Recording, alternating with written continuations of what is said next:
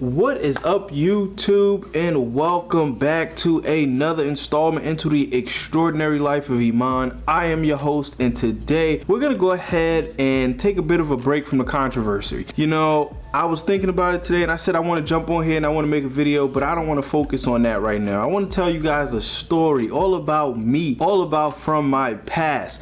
But before we jump into that, if you can, do me that favor, like this video, subscribe to the channel if you haven't already. Also, leave me a wonderful comment down below. All that being said, let's go ahead and jump right into it.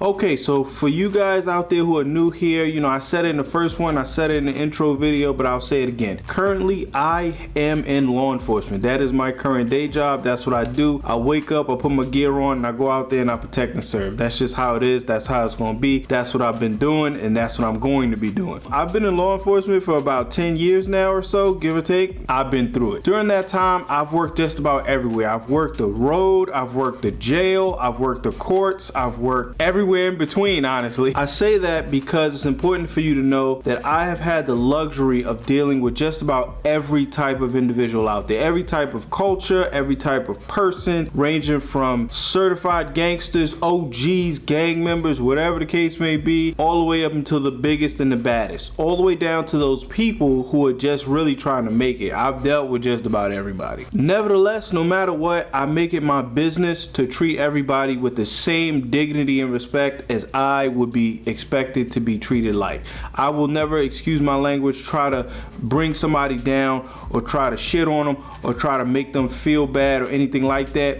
I'm not gonna do them like that. That's not me. I treat everybody with dignity and respect. I say all that because the story today actually begins early in my career when I worked in DC. No, I'm not gonna tell you with who, but if you Google, you can figure it out. That's all I'm gonna say. If you know anything about DC, you'll probably know exactly who I worked for. In my early days, I was working the road. K2 had hit mainstream. If you don't know what K2 is, Spice, you know, you might want to go Google it and look it up. During that time, it actually hit mainstream. It was there and it was definitely laying people out on a daily basis. So I was dealing with it on a regular. People were literally walking down the street. They would be stumbling, they would be leaning, they would be going honestly crazy in their mind, but you could tell that they were under the influence basically. It wasn't no big deal to see them wobbling down the road. You knew that they were okay basically. Now it's when they would fall, that's when you knew something was up. That's when you knew that these people would literally be unalive, because if they fell, that means that basically their body was shutting down. Honestly, it wasn't the K2 itself that was putting them out. It was everything that it was being made from that was, because you know how it is, you know, people was putting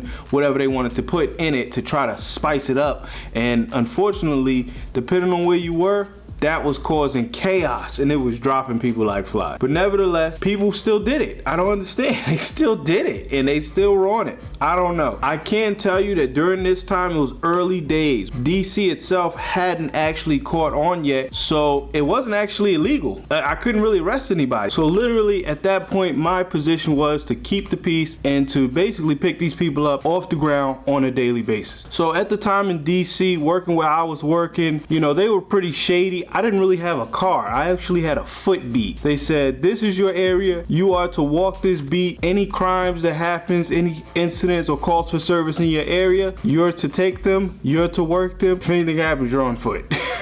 It is what it is. So this was good and bad. I say it was bad because I couldn't really get anywhere fast, because I was on foot, obviously. But I also got to know all the players. I got to know all the dope heads. I got to know all the people who were really just trying to get by. So in a sense, it was good because in my beat, I knew what was going on the street. So in a sense, I could say I had more situational awareness than in a situation to where I was just sitting in my car all day and I didn't know nobody. So if you came into my beat, I could tell you who was who, what was what, where was where, and how things were moving. So in a sense, I could say that was a positive. Not only did I know them, honestly, they knew me. I would walk around, I would greet people, I would talk to people, I would make moves, I would make connections out there. They knew me and they understood that we had an understanding between myself and them. That understanding was this: if you make me work, that is exactly what I'm gonna do. I'm going to work. Well, they understood it, I understood it. We worked, very, very, very close together on a nightly basis. They did their thing, I did mine. If they made me work, they knew what time it was.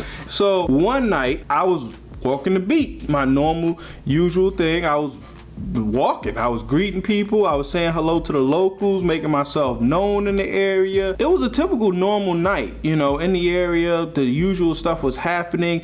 Nothing serious was going on. I was literally just making, you know, my way around. I broke up a fight or two. I remember the night I broke up a fight or two. It was nothing major. It was the normal players, normal people fighting over the normal stuff. So as I walked down the boulevard, that's how I'm gonna say it, I'm not gonna tell you exactly what street it was, but as I walked down the boulevard, you know, I see a male subject laying on the sidewalk. Like, and I'm looking around like, yo, what's going on here? What's going on with this person? He's laying in the middle of the sidewalk, just randomly out on the floor. So I walk up to him and I immediately understand that this man is under the influence and has most likely passed out as a result. However, remember the understanding. They were about to make me work, because if this subject didn't come back to being regularly conscious and breathing and okay, I would have to call EMS services. And if I called EMS services, I was gonna get a couple units to my location and we were gonna make the block hot. Because if you make me work, I'm going to work and I'm gonna interview everybody. Nevertheless, that's where we were. You know, after further looking at the subject, I can literally establish that he was breathing, you know, that he was out like a light, like he was unconscious, but he was breathing, he was alive, not a problem. So just get EMS there and they'll take care of it, right? So I go to queue up my mic, you know, to request the bus to my location to get some extra units and to do what I said, to make the block hot for the night. However, before I could do that, another male who was sitting off to my right somewhere actually understood what was about to happen. He understood that they were about to make me work. So what did he do? He immediately leaped up off of his lawn chair and runs over to where I'm at, stating, hold on, hold on, hold on. No. Please don't do this. You don't have to do that.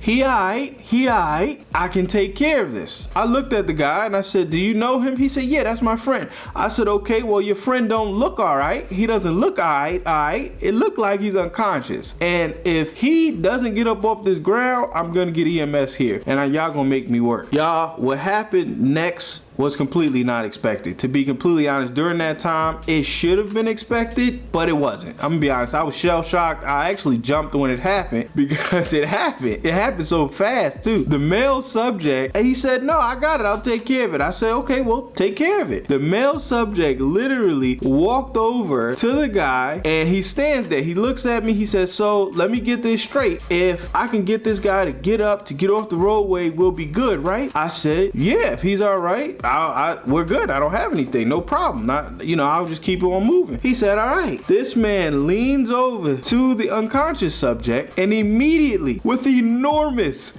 downward velocity, takes his right hand, raises it high, and makes contact with that gentleman's face. If you don't know what that looks like, let me imitate it for you.